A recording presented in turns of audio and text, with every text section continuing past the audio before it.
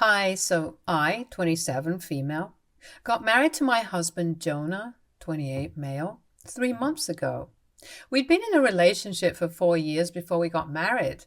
He got along pretty well with my family, but I can't say the same for myself.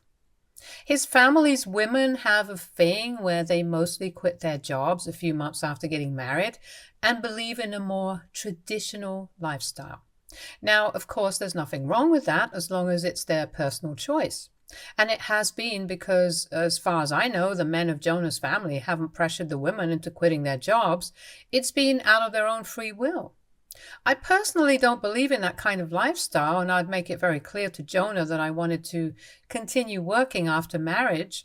It was non-negotiable. He didn't have a problem with that and told me that he actually expected me to continue working and made a joke about how two incomes were always better than one, so he preferred it this way. So Jonah is pretty supportive of my decision, and that's the way it should be. My mother-in-law, Kelly, is unfortunately not on board with that. Never has been, and it reflects in her behavior. To be honest, most of the women in his family, including his sister Jessica and all of his aunts and other female relatives, have always been very cold towards me and have never made an effort to include me or be nice to me. I never understood why, because I never judged them for their decision to quit their jobs, even though in my opinion that wasn't something I agreed with. But I'd always tried to be nice to them, yet they never behaved the same way with me. I was always willing to put our differences aside and be nice to them, but they weren't. They made it very clear to me right from the first meeting that they didn't like me and never would until I joined their club of stay-at-home wives and moms, which was never going to happen. Jonah told me to ignore it and said that the only thing that mattered was if the two of us were okay with our arrangement, and as long as we were okay with it, it didn't matter what other people thought of us. So I tried to deal with it like he told me to and ignored his family's cold behavior towards me for as long as we were in a relationship. Every time I'd attend any family event of his, the women of the family would try to talk me into quitting my job, but they never succeeded, and that's probably how they started resenting me.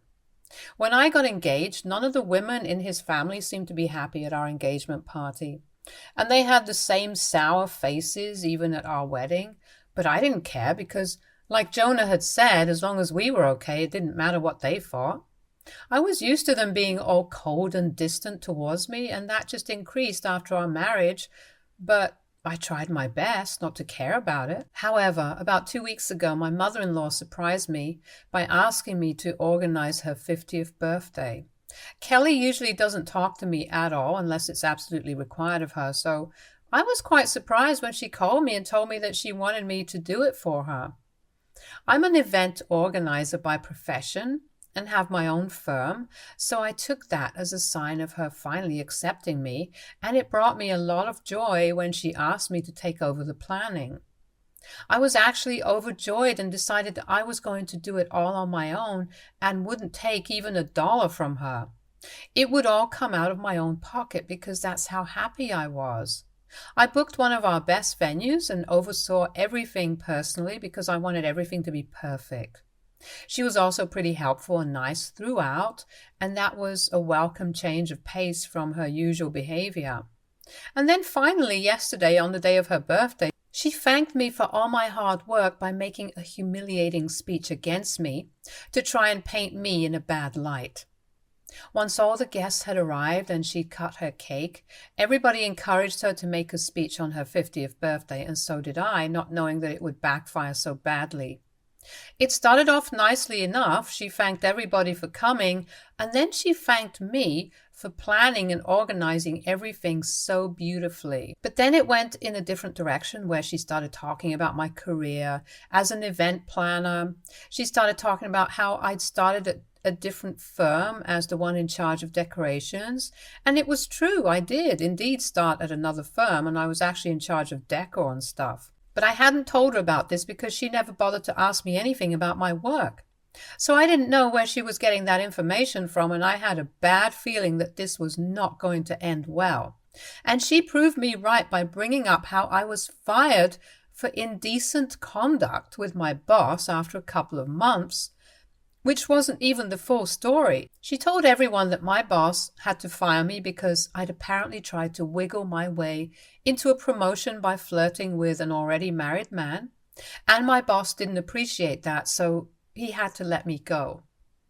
Jonah knew about this incident because it was one of the worst things that had ever happened to me, and I was wrongfully terminated by my previous employer on false charges. That's not something you move on from easily. The real story was that my boss had tried to make a move on me a couple of times but had been rejected every single time. One day he called me into his office for a meeting and told me that he was ready to offer me a promotion and a significant raise if I agreed to get into a relationship with him. But I rejected him then and there and threatened to complain about him, so he twisted the story according to his convenience and had me fired. I did file a lawsuit against him, but he offered me a large amount of hush money as long as I signed an NDA and never talked about that incident in a public space again and came to a settlement. Unfortunately, I took him up on that offer because at the time I was really struggling and I didn't come from a very financially well-off family. So money was everything to me and I couldn't afford to lose out on the kind of money that he was offering me.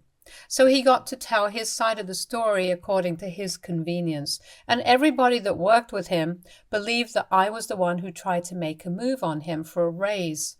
It backfired, and I was let go for trying to hit on my boss. Only a couple of my close friends and my family knew the real truth, and it was downright humiliating for me to hear Kelly talk about such a well-guarded secret in front of so many people. Practically Jonah's entire family and also a couple of his friends and Kelly's friends. She made a mockery out of the worst thing that had ever happened to me, something that I'm still struggling to forget. So I stormed out of the venue with tears in my eyes without even waiting for her to end her speech. I didn't even wait for Jonah to follow me. I was really upset and I was already halfway home in my car when Jonah called me and told me to come back to the party. I said no at first, but he insisted I needed to come back, so I headed back to the party. Once I got there, I saw that the place was practically empty apart from a couple of our common friends and a few relatives who had always been nice to me. Kelly wasn't there anymore, and neither were any of his other family members, which was surprising because it was supposed to be Kelly's birthday party. He told me that he kicked them all out, and we'll get into the details of it later, but for now, he just wanted me to enjoy it because I'd worked hard to make this party a huge success, and he wanted me to enjoy the result of my own hard work, and I'd also spent a lot of money on this, so I deserved it. I tried to talk to him about what had happened, but he told me to forget about it and just enjoy the evening and we could discuss that later. So he and I and the other people who'd stayed went on with the evening and we actually had a nice time.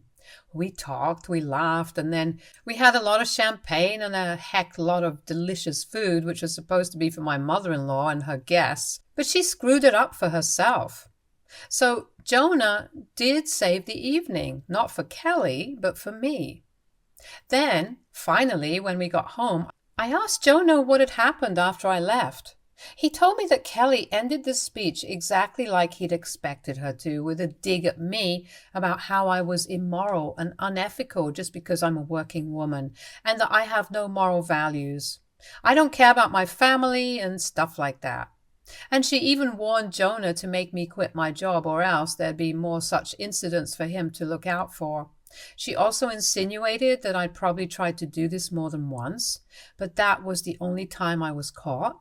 And apparently that's how I have a firm of my own now, completely disregarding all my hard work over the past couple of years. It was a disgusting thing to say about me as a woman herself. And Jonah felt the same way about it, so he told his mother that she needed to get the hell out of there, and when a couple of other people protested against it, he told them that this party had been paid for and organized by me, so if they didn't like me, then they were free to leave.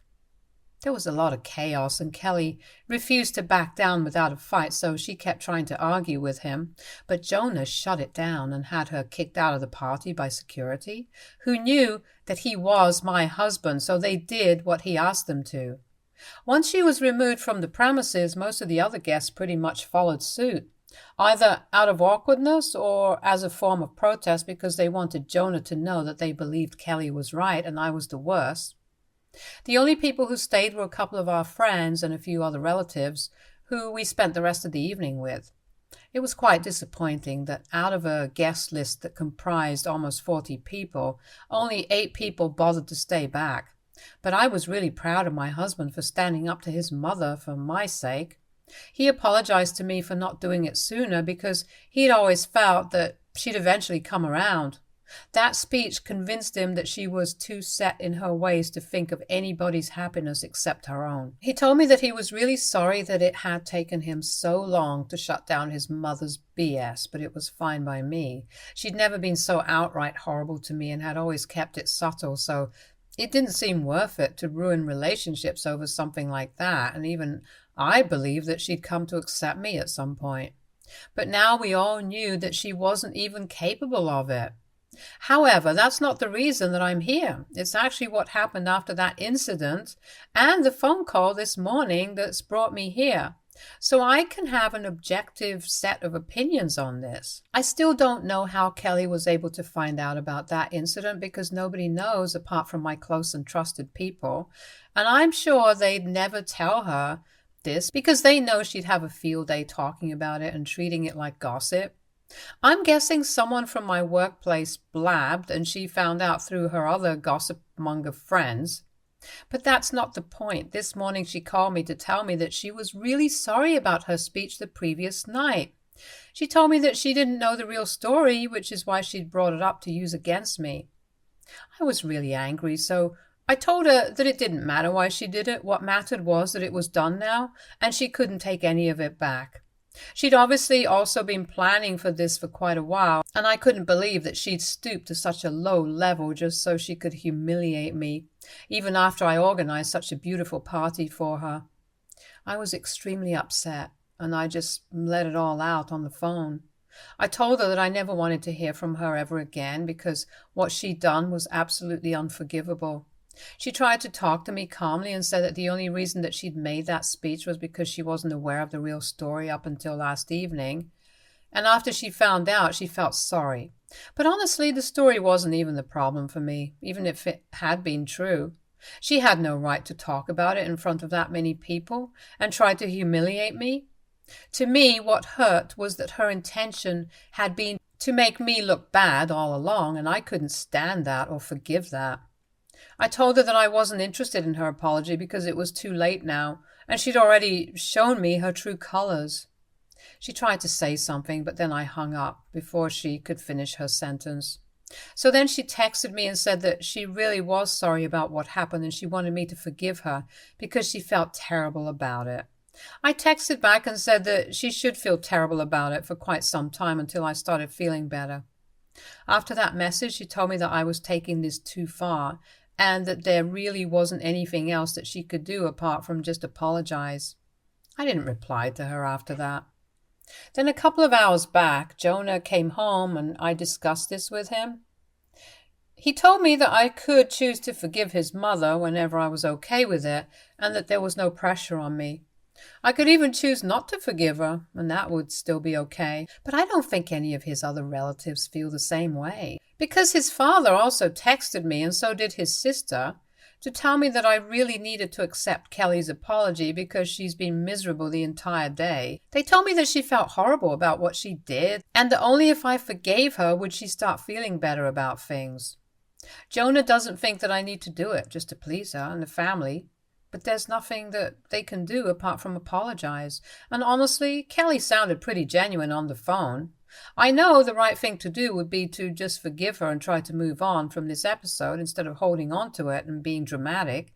But I honestly do want to hold on to it because they made me feel awful about myself and used the worst thing that had ever happened to me against me without even knowing the truth. I think that's pretty much as low as they can go, and just one apology doesn't even cut it. And I'm afraid that I sound like a total drama queen right now, but that's how I really feel. I don't want to ruin the peace of his family just because of this. And I want to know if I'm overreacting or if it's completely normal for me to feel this way. So AITA for not wanting to forgive my mother-in-law for a humiliating speech that she made against me? Update 1. Hey, so it's been a few days now and I still haven't made up my mind about what to do about the whole situation with Kelly, but she's been apologizing to me and sending me messages almost every day to let me know that she is sorry and she means her apology. I feel bad for ignoring all of it, but I do know one thing, that I don't need to forgive her just because she's sorry. At least that's one thing that I've taken away from this thread. I also managed to find out how Kelly got to know about that incident at my first workplace. So I did some digging on social media and I went through Kelly's account. In one of her recent photos, she was hanging out with a woman who looked really familiar, and I found out that that was one of my ex-co-worker's mothers, and in the background I could see my ex-co-worker too. That co-worker of mine always had a picture of her family on her desk, and I remembered that lady from the photo. I wasn't close with that person, and I'm guessing that she believed my boss's version of the story, which she then went on to tell other people. Kelly met my coworker and her mother at her nephew's wedding a couple of weeks ago, which explains why she found out about this recently. Otherwise, she would have tried to use this against me way back. It was awful that the universe had brought these people together and they'd exchanged stories about me, because it screwed up things for me. As for how she got to know the real version of the story, I just asked Jonah if he told her mom, and he confessed that he had indeed told his mom about the reality, because he wanted to make sure that I received an apology at the very least, since he thought that this was kind of his fault for not intervening before. I never really thought of it that way, because he'd never taken his family's side over mine, and you can't exactly call out people from your family just because they're acting cold towards your wife. That's just childish. But he did stand up for me the one time that it really counted, and that was on Kelly's birthday. So I think he did the right thing. I have no complaints against my husband. Update 2. Now that it's been a week since the incident, I finally decided that I was going to accept Kelly's apology, but I wasn't going to speak to her again. I'm sticking to that. The only problem is that if I don't speak to her, Jonah doesn't speak to her, and I don't think that she's going to take that well. I've told Jonah that I don't mind if he continues to keep in touch with his mother, but he's vehemently opposed to the idea and has told me that if I don't talk to her, then he's not going to talk to her either, because we are a package deal, and that's a pretty sweet way of putting it. I haven't decided yet how I'm going to break the news to her, because it's pretty weird to just say, I do forgive you, but I don't want to hear from you ever again. Bye. I do have to explain certain things, and I have a lot to say to her, not just about the incident that took place recently, but also about everything that has happened over the past few years. I need her to know that she and the other women in their family cannot treat people so badly just because their beliefs don't align. It's going to sound preachy, but I just need to tell her that, so that no other woman has to go through what I went through when I married into this family. Update 3. So I texted her and got it all off my chest. I told her that I do forgive her, but I'm not interested in having a relationship anymore, and I think it's for the best if we all stay apart for a while now.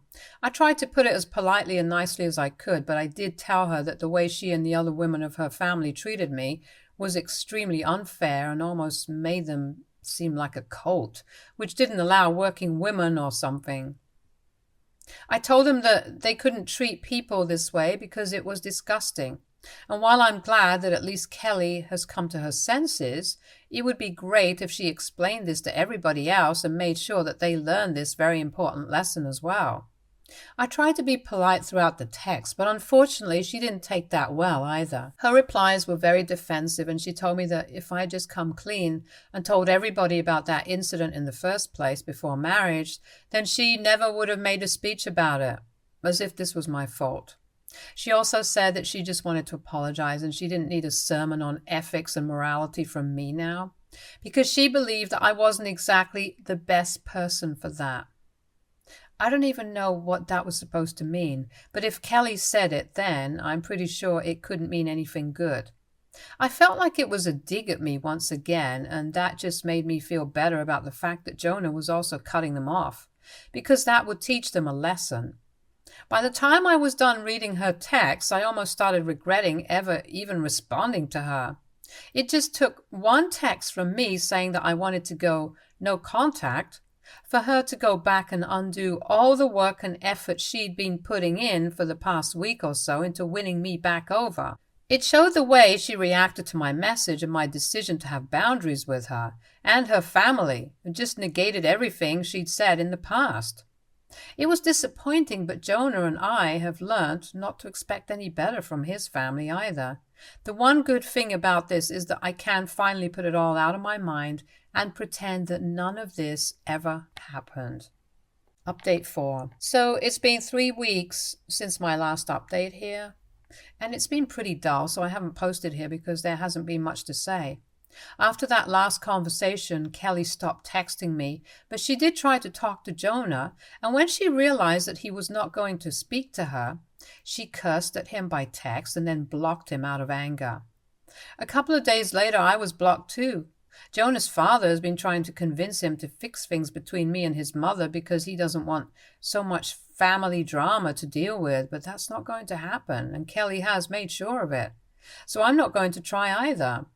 The entire family is against me right now because they feel like I've taken Jonah away from her and are blaming me for breaking up the family as if Kelly had no role to play in this. A few of the relatives who are on our side have kept us updated about what everybody else is saying, and it's crazy how they refuse to acknowledge their own faults. They only care about pinning all the blame on one person, which just so happens to be me. I'm pretty much used to it now, so I honestly don't mind it.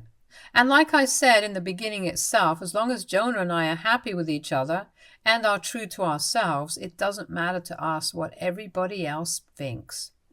Stay tuned for more stories from our girl relationships.